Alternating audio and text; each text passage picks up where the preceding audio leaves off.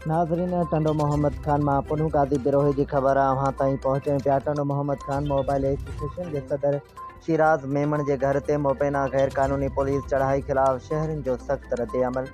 Civil society गडियल action committee ऐं वापारी तंज़ीमन जो हंगामी इजलास। पुलिस खिलाफ सख्त एहतजाज इजलास में एसएचओ सिटी ज़ाहिद इकबाल चंद ते शहरन सां मुबैना बदतमीज़ी ऐं तशद्दुद जा संगीन इल्ज़ाम। इजलास में गडियल एक्शन कमेटी के अगवान पीर अहमद सईद जान, डॉक्टर जीएम गुल, पीर आसिम जान, डॉक्टर आगा अब्दुर्रहमान जान, सिंध मेमन इत्तेहाद के मरकज़ी joint secretary Jameel Ahmed Memon, doctor Faiz Mohammad Memon, Alauddin Memon, Shiraz Memon, Faisal Rehman Memon, Atif Memon, Waqar Memon ऐं ॿियनि शिरकत कई।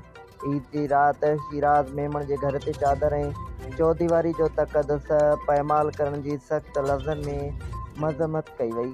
वापारिन ऐं शहरन के थाने ते घुरायो वञे थो, मुबैना बेइज़्ती करे ॿाहिरि कढियो वञे थो। अॻवान मेमन बिरादरी समेत सियासी समाजी वापारी तंज़ीमुन एसएचओ सिटी खिलाफ सरापा एहतजाज बणियल। एसएचओ सिटी के फौरी मुअत्तल करे ज़िले बदर करण जो मुतालबो कयो वियो आहे। मुलविस एहलकारनि खिलाफ कानूनी कार्रवाई कई वञे।